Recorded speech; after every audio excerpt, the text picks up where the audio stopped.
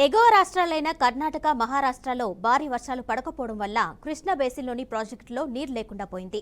దీంతో ప్రాజెక్టులు డెడ్ స్టోరేజీని తలపిస్తున్నాయి. వానాకాలం పంటల సీజన్ ప్రారంభమైనప్పటికీ కృష్ణా బేసిన్ ప్రాజెక్టులు ఉన్న రాష్ట్రాల్లో వర్షాలు, వరదలు లేవు. దీంతో ఆ ప్రాజెక్టులన్నీ వెలవెలబోతున్నాయి. దీంతో తెలంగాణ రైతుల పరిస్థితి అగమ్యగోచరంగా మారింది.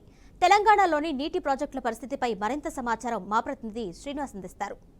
తెలంగాణ వ్యాప్తంగా ఒక్కసారి వాతావరణంలో మార్పు రావడంతో ఒక్కసారిగా తెలంగాణ రైతులు ఆనందం వ్యక్తం చేస్తున్నటువంటి పరిస్థితి. పూర్తి స్థాయిలో ఇప్పటి వరకు సంబంధించినటువంటి పత్తి కానీ మెట్ట పంటకు ఆధారపడేటువంటి రైతులు ఎప్పుడెప్పుడా ఎదురు చూస్తున్నటువంటి వర్షాలు కొంత మారు పడడంతో ఆనందం వ్యక్తం చేస్తున్నటువంటి గత కొంతకాలంగాను అనేకంగా పెట్టుబడులు పెట్టి వర్షం కొరకు వేచి చూసినటువంటి తెలంగాణ రైతులకే కాకుండా ఓవరాల్గా ఉన్నటువంటి అన్ని జిల్లాలో రైతులు కూడా ఆనందం వ్యక్తం చేస్తున్నటువంటి పరిస్థితి. పూర్తి స్థాయిలో గత కొంతకాలంగా విత్తనాలు సంబంధించినటువంటి ఎరువులు సంబంధించినటువంటి వివిధ వ్యవసాయానికి సంబంధించినటువంటి పరికరాలతో వ్యవసాయానికి సిద్ధంగా ఉన్న రైతులు ఒకసారిగా వర్షాలు పడటంతో పనిలో నిమగ్నమైనటువంటి పరిస్థితి ప్రస్తుతానికి మనం చూడవచ్చు. పూర్తి స్థాయిలో పత్తికి సంబంధించిన ప్రధానమైనటువంటి తెలంగాణలో పత్తి వేస్తున్నటువంటి పరిస్థితి. నల్లరేగడ్లు కానీ సంబంధించినటువంటి భూములలో పూర్తి స్థాయిలో రైతులు ఇప్పటికే గుంటుకలు కొట్టి సంబంధించినటువంటి ఎరువులు కూడా పోసినటువంటి పరిస్థితి.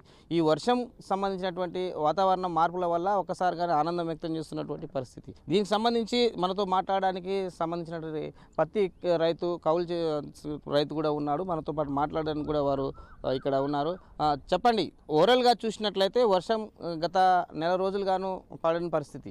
ఇప్పుడు మీరు నిన్నటి నుంచి వాతావరణం ఓవరాల్గా చేంజ్ అయినటువంటి పరిస్థితి. తెలుగు రాష్ట్రాలలో కూడా తెలంగాణలో ప్రధానంగా వర్ష ఉందని కూడా వాతావరణ కేంద్రం చెప్తుంది. ఈ వర్షం పడడం వల్ల ప్రధానంగా మీరు వ్యవసాయానికి ఏ విధంగా లాభం చేకూరుతుంది? ఇప్పుడు వర్షం పడడం వల్ల కొంచెం ఉపశమత అయింది, కానీ వర్షం పడకపోతే ఎకరానికి ఒక 5-6 వేల దాకా నష్టం అయిపోదు, ఓ 10,000 దాకా కూడా నష్టం అయిపోదు. వర్షం పడకపోతే జర ఈ నిన్నేమన్నా వర్షం పడి జర ఉపశమత అయింది, జర మాకు మనశ్శాంతిగా ఉంది జర ఇప్పుడు. అంటే గతంలో కూడా కొంతమంది డ్రిప్స్ ద్వారా కూడా వ్యవసాయం చేస్తున్నారు, కూరగాయలు కూడా ఉత్పత్తి చేస్తున్నటువంటి పరిస్థితి. ఈ డ్రిప్ ద్వారా కూడా ఈ వర్షం పడితే తోడవుతుందా, లేకపోతే మామూలుగా వాటర్ తోటి అయితే డ్రిప్స్ ఎక్కువ ఉత్పత్తి వస్తుంది? ఇప్పుడు కవులుకు తీసుకుంటుంది, కవులు తీసుకొని మళ్ళీ డ్రిప్పు ఇవన్నీ పైపులు ఇవన్నీ తెచ్చుకుంటే ఎకరానికి 40,000-50,000 వేలు ఖర్చు వస్తుంది.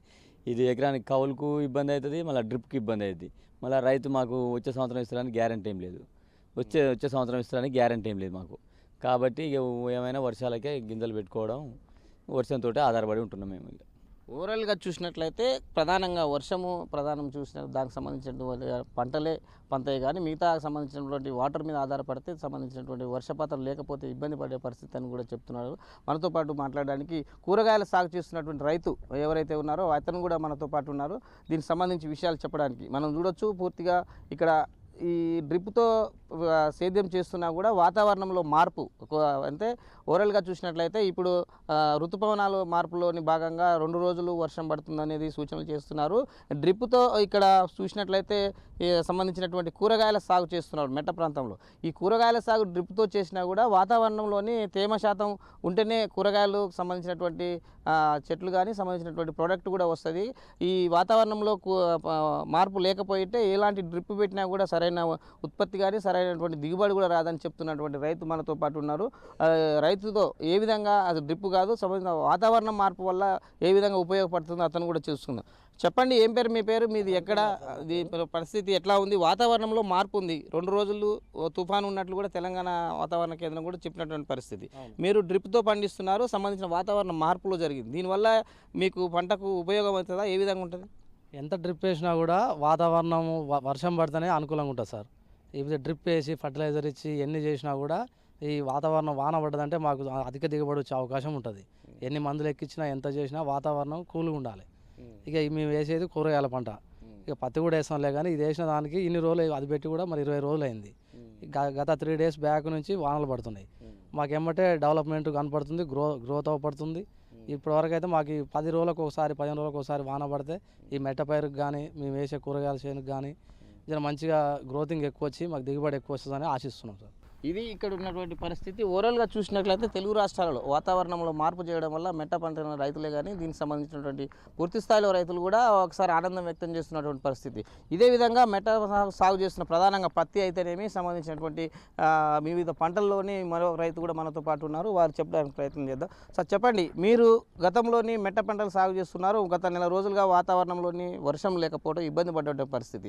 దానికి సంబంధించినటువంటి చూసినట్లయితే పూర్తి స్థాయిలో ఎట్లా ఇప్పుడు ఈ వర్షం వల్ల రైతులకు ఏమైనా ఉపయోగం ఉందా? ఈ వర్షం వల్ల రైతులకు మంచిగానే మంచి పడడం వల్ల మంచి లాభం ఉంటుంది అనేది కసి రైతులు ఆనందపడతారు. ఈ వర్షం 3-4 రోజులు రైతులు చాలా ఇబ్బందులు పడ్డారు. చాలా ఇబ్బందిగా ఉండే. ఈ వర్షానికి చాలా మంచిగా ఉంటుందని, లేకపోతే అంతకుముందు ఎండిపోయినట్టుగా అన్ని పెట్టిన విత్తనాలు మూలలేదు, నకిలీ విత్తనాల మడసలు పెట్టకనని చాలా ఇబ్బంది పడ్డారు. ఇది ఓవరాల్గా ఉన్నటువంటి పరిస్థితి. పూర్తి స్థాయిలో ఏదైతే వాతావరణం మార్పు రావడంతో ఒక్కసారిగా మెట్టకు సంబంధించినటువంటి రైతులు ఒక ఆనందం వ్యక్తం చేస్తున్నటువంటి పరిస్థితి. కెమెరామెన్ శంకర్తో శ్రీనివాస్, ఉమ్మడి నల్గొండ జిల్లా, బీఆర్కే న్యూస్.